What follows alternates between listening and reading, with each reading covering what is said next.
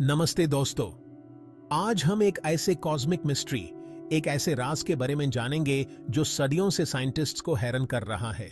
Dark matter. Imagine करो, एक ऐसी चीज जिसको हम देख नहीं सकते, अपने इंस्ट्रूमेंट से डिटेक्ट नहीं कर सकते, लेकिन वो पूरे यूनिवर्स को संभाले हुए है। ये है डार्क मैटर का जाल, एक ऐसा कॉस्मिक पजल जिसको सुलझाने में साइंटिस्ट्स डेकेड्स से लगे हुए हैं। एक इनविजिबल हैंड की तरह डार्क मैटर गैलेक्सीज की शेप बनाता है और यूनिवर्स की किस्मत का फैसला करता है। ये साइंस का कमाल है कि हम उस चीज के बारे में स्टडी कर सकते हैं जिसको हम देख भी नहीं सकते। चलिए इस कॉस्मिक पजल को सुलझाते हैं। डी स्वास की उसी जथन है। तो दोस्तों, ये डार्क मैटर है क्या? सिंपल वर्ड्स में, ये मैटर का एक ऐसा रूप है जो लाइट के साथ इंटरैक्ट नहीं करता। स्टार्स, प्लैनेट्स और जो कुछ भी हम देखते हैं उसके ऑपोजिट, डार्क मैटर लाइट को इमिट, एब्जॉर्ब या रिफ्लेक्ट नहीं करता। इसलिए इसे डायरेक्टली डिटेक्ट करना मुश्किल है। हमें पता है कि डार्क मैटर एग्जिस्ट करता है क्योंकि ये अपने ग्रेविटेशनल इफेक्ट्स शो करता है। जैसे सूरज की ग्रेविटी अर्थ को अपनी ऑर्बिट में रखती है, वैसे ही डार्क मैटर की ग्रेविटी स्टार्स और गैलेक्सीज की मूवमेंट को अफेक्ट करती है। इन ग्रेविटेशनल एनॉमलीज को स्टडी करके साइंटिस्ट्स ये कंक्लूड करते हैं कि यूनिवर्स में जितना मैटर हम देखते हैं उससे कहीं ज्यादा मैटर एग्जिस्ट करता है। यूनिवर्स एक जायंट कॉस्मिक वेब की तरह है और डार्क मैटर उस इनविजिबल स्कैफोल्डिंग की तरह है जो यूसे संभाले हुए है। ये सोचकर ही हैरानी होती है कि यूनिवर्स में ज्यादातर वो चीज है जिसके बारे में हम जानते तक नहीं है। डार्क मैटर की कहानी शुरू होती है 1930s में एक स्विस एस्ट्रोनॉमर फ्रिट्ज ज़्विकी के साथ। वो कोमा क्लस्टर, जो कि गैलेक्सीज का एक ग्रुप है, उसकी स्टडी कर रहे थे। तब उन्होंने एक अजीब चीज नोटिस करी। गैलेक्सीज जितनी स्पीड से मूव कर रही थी वो अपने विजिबल मास के हिसाब से ज्यादा थी। ज़्विकी ने यह थ्योरी दी कि क्लस्टर में कुछ इनविजिबल डुंकल मटेरियल यानी डार्क मैटर प्रेजेंट होगा जो एक्स्ट्रा ग्रेविटी प्रोवाइड कर रहा है।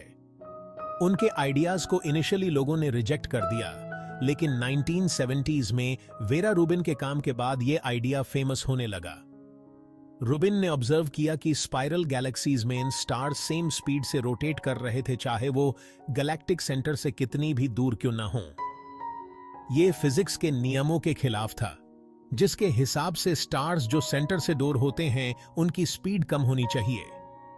रूबिन के ऑब्जर्वेशन ने डार्क मैटर के एग्जिस्टेंस का स्ट्रॉन्ग एविडेंस दिया।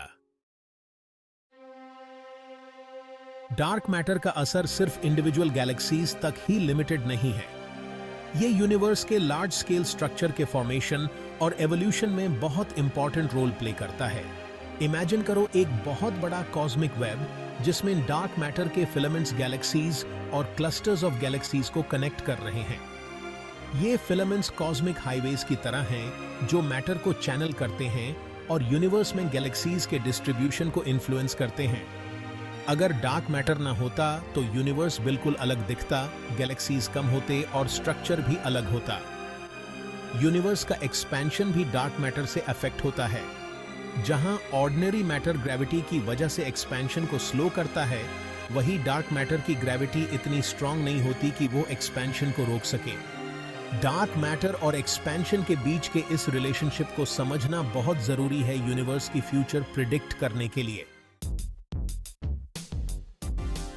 दुनिया भर के साइंटिस्ट डार्क मैटर के राज़ों को सुलझाने में लगे हुए हैं।